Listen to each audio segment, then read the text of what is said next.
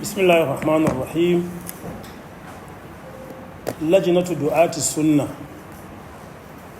preachers committee markazul khulafa'ir rashidin sharaɗa phase 2 Kano, taron manema labarai akan jawabin mai girma mataimakin gwamnan jihar Kano a nan markazul Imam Bukhari rijiyar zaki Kano, yau litinin 7 ga rabi'ul thani 1447 bayan jiran manzon Allah sallallahu alaihi wa alihi wa sallam, daidai da 29 ga watan 9 miladiya 2025. mai magana mai karantawa Profesa Muhammad Muslim Ibrahim. Mu gamayyar ɓangarorin ahlus sunna wal jama'a da ke jihar Kano mun kira wannan taron manema labarai ne domin isar da muhimmin saƙo biyo bayan kalamai masu tayar da hankali wanda mai girma mataimakin gwamnan jihar Kano Comrade Aminu Abdulsalam Gwarzo ya yi ajiya Lahadi 28 ga watan 9 miladiya 2025 a masallacin Juma'a na Turasul Islam da ke yankin Goron Dutse, karamar hukumar Gwale a nan jihar Kano, a munasabar maulidi na makarantar Jami'atu Sankori Al'anwar wadda ke ƙarƙashin jagorancin Bazullahi Nasiru Kabara, inda kalaman na shi mataimakin gwamna kai tsaye suke nuna siyasantar da hukuncin da kotu ta yi wa Abduljabar Nasiru Kabara bisa kalaman ɓatanci ga annabi Muhammad sallallahu alaihi wa sallam. Wannan magana ta mataimakin gwamna tana da babbar illa, don haka ya zama wajibi mu ja hankalin al'umma a kanta, domin tana wofintar da dukkan ƙoƙarin da malamai da limamai da ƙungiyoyin addini suka tsaya kai da fata suka yi bisa bin ƙa'idoji da matakai na shari'a da kotun addinin musulunci ta bi gabanin zartar da hukunci don kare martaban manzon Allah sallallahu alaihi wa sallam. Mun tabbata cewa Abduljabar Nasiru Kabara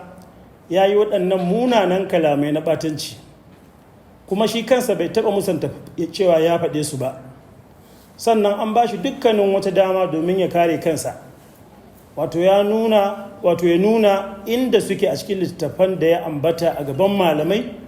waɗanda suka fito daga dukkan ɓangarorin ƙungiyoyin addini na wannan jiha.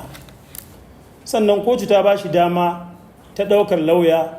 da kuma isasshen lokaci don gabatar da kariya da hujjoji don wanke kansa daga daga abin da aka tuhume shi da shi, amma ya kasa. Don haka hukuncin da kotu ta yi masa yana bisa doron doka da adalci, kuma ba siyasa bace ba.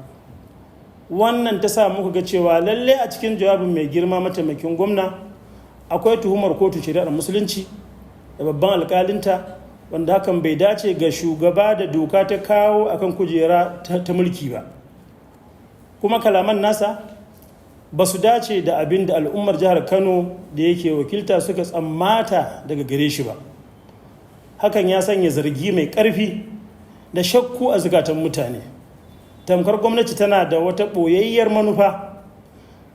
akan fito da Abduljabar ba bisa doron doka ba, sannan da zargin cewa hakan shine makasudin jingina wa Sheikh Lawan Abubakar Shu'aibu tuhumar yin badanci ga ma'aiki sallallahu alaihi wasallam. Matsayar wannan gamayya na ɗaya, mun yi watsi da duk wani yunkurin siyasantar da al'amarin tauye martabar manzon Allah sallallahu alaihi wasallam ta kowace fuska. Na biyu, muna kira gwamnatin Kano ta fayyace matsayarta a fili akan kalaman mataimakin gwamna, kuma idan tana da nufin sakin Abduljabar duk da rashin hujjoji na ilimi da bin ka'idar doka da za su iya wanke shi daga munanan kalamansa, sai ta bayyana wa al'umma da suka zaɓe ta don su san suwa za su zaɓa a nan gaba. Abu na uku, muna kira ga al'umma su ci gaba da kasancewa cikin lumana da bin doka da oda. Muna tabbatar da cewa mu a matsayinmu na ahlus sunna wal jama'a za mu ci gaba da bin wannan lamari ta hanyar ilimi da doka da kuma zaman lafiya. A ƙarshe muna addu'a Allah ta miki musulunci da musulmai,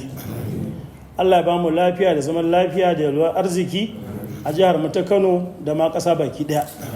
Allah ta miki 'yan uwanmu na Falasɗinu ya ba su mafita a yayin da suke ciki. Walhamdulillah rabbil alamin, wassalamu alaikum wa rahmatullahi wa barakatuh.